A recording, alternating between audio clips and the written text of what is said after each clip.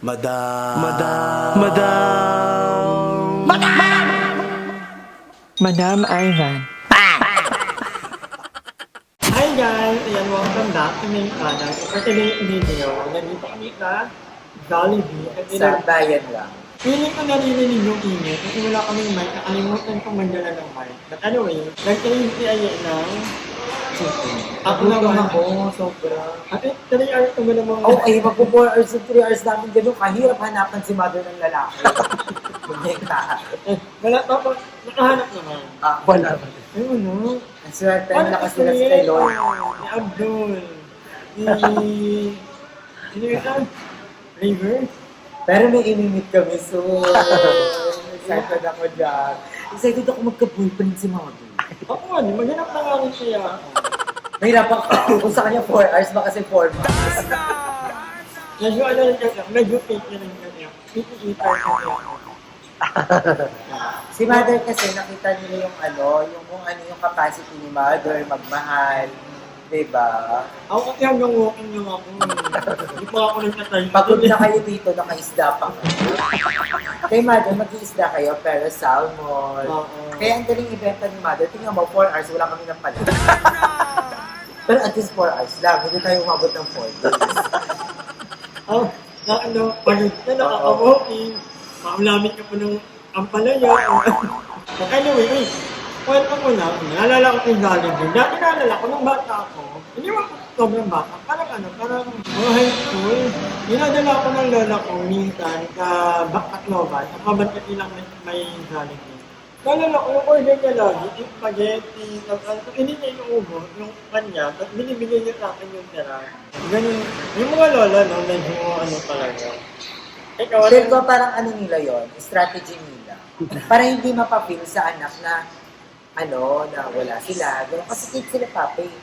Kumakain kami sa busog na ako, oo, ito Pero sobrang lakas sila kumain yung galing sa bahay, diba? Feel ko ano lang nila yun, para hindi natin maramdaman na kapos, pero gusto nila masaya ka.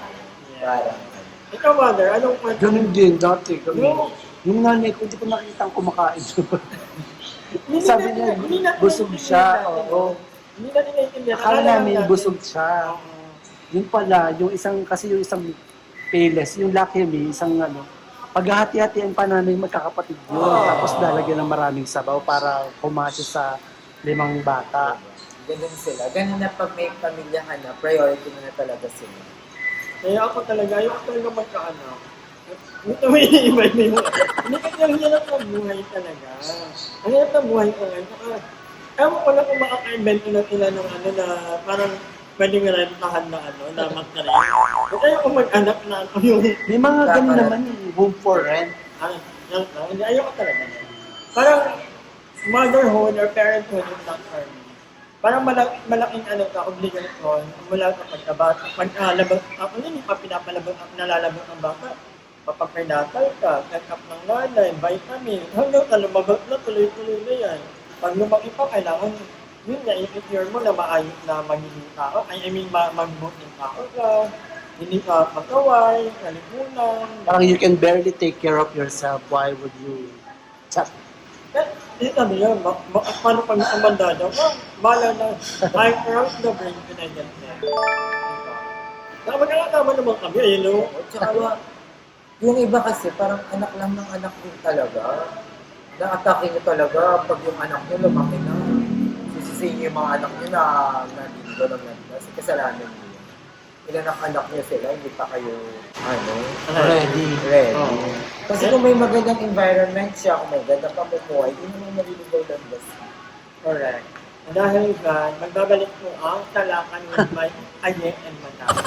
At tayo namin yung Hindi niyo po, hindi anak nyo na hinahirapan tuloy kami hanapan ng jowa. alam niyo ba yung mother, promise, dati, sabi niya talaga, niniligaw daw, yung itong inigaw. Dalawa kasi sila, halos magka-edad nila nung kapatid niya. Yung kapatid Yung sumunod sa akin. yung kapatid niya, bobo. Hindi naman bobo. Slow lang siguro. Slow Yung lang. mother, kasi memorize yung bahay nila. Pumunta sila sa ang ba yun? Cemetery. Cemeteryo. Iniligaw ka doon. Niligaw. Pagka uwi niya, nandun yung Then, nauna pa akong makauwi sa bahay. Sinadyang iligaw ka talaga. Hindi, yun yung running joke. Nainiligaw. Na maling anak maling yun. anak yung naligaw. Matayin na yung naligaw. Eto. Kala ko yun. Ako kasi hindi ko masisisi yung magulang. Ako naman, hindi naman ako. Pero ako din, platong ligaw. Hindi ako madaling maligaw. Bata pa lang ako. Bumabiyahe ako galing Manila pa uwi ng Leyte. Nagbabarko ako. Nagbaba. Itatakay lang ako nila mga tita ko or ano naman. Itatakay ng bag. Maliti ko to. Umabot ako Leyte. Ganun ako kagalada. Ano ko nun, mga 5 or 6 years old. Tsaka bisado ko na yung ano. Kasi lagi siyang nagtatanong, pag nawala ka, saan ka po? Alam mo kung saan ka uuwi. Ginaganon na ako, so pinaprepare na nila ako. Pagkawanda. Bakit na talaga? Anyway, later ulit. Wait lang namin yung food namin. Pauwi na ako. Buhay pa. 15 minutes lang, di ba? A few moments later. Bakit ako? Wala ka kita ako. Di ba? Kamay nga. Okay. Kasi yung ano yun, na-over ko. Sila ka. Alam mo dito sa Jollibee ng 13, ang daming problema. Promise. Dito ko naranasan yung drive-thru, tapos kulang-kulang yung order.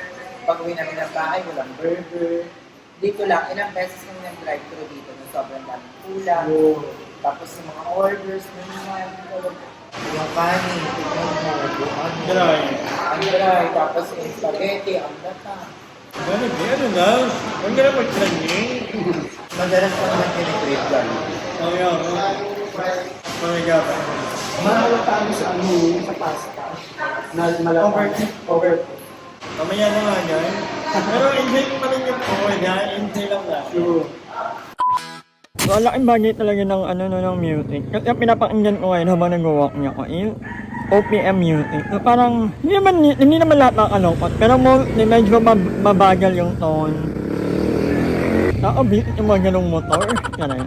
Grabe no, after ng Cebu, Baguio, tapos may lindol naman sa Davao. Nakakaloka. So, ingat-ingat po lahat ng mga kababayan natin sa iba't ibang panig. Uwi na nga ako, nakikita ko sa mga motor.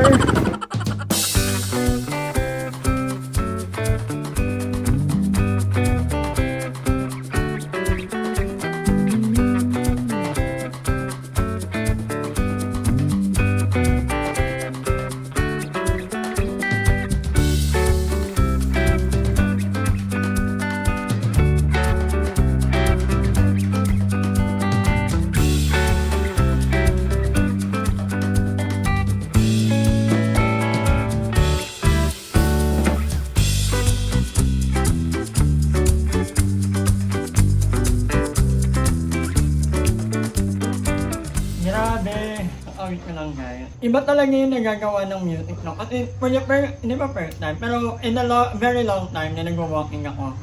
Parang magna 9 months na kasi ako nag-walking. So, ngayon lang ulit ako nakinig ng music na OPM habang nag-walking ako. So, iba talaga yung niya, yung effect niya sa brain din natin. So, yung lakad ko ngayon parang medyo okay lang, sakto lang. Naka 11,000 lang tayo tonight. Pero yun, medyo malungkot nga, lalo na kanina pagka-gising ko, ang una-una bata pagka-open ko ng phone ko, may lindol sa Davao. O, ano yung kakatapos lang sa Cebu, meron lalakon yun at Baguio, tapos ito naman sa Davao. So, ingat tayo, hindi talaga natin alam. Ako, one time naka-experience na ako ng lindol sa amin. Medyo malakas din yung point something. Umuuga talaga. Buti na nga lang, yung bahay namin talaga sa Leyte. Parang ganito din. Paglabas mo ng bahay, may malaking bakuran. Mas malaki pa dito actually. So, pero nakaka-trauma actually. Nakaka-trauma talaga, nakatakot. Hindi naman ito normal na nararamdaman natin or na yung period. So, yeah, ingat po tayo. Yung magpapahinga muna ako. Hindi ko alam na kasi nag-start ako mag-walking 11 PM, magna 9 na. 11 PM ako nag-start kasi late na ako nagising. Kung naalam body clock ko, medyo pack up na talaga. Pero wala akong magagawa. Tapos may gagawin din pala ako tonight. Kasi may meeting ako on Monday. Naway matuloy. So may mga gagawin tayo tonight. And umuulan na naman, di ba? Habang umuulan, hindi ko pa rin, kailangan ko na talaga maayos itong kasi sobrang malumot na ka. But anyway, guys, update ko kayo later. Hi! Maraming salamat sa panonood ng video na to. At kung natuwa ka, please don't forget to like and share this video. Mag-subscribe na rin kayo para bongga na. Yun lang.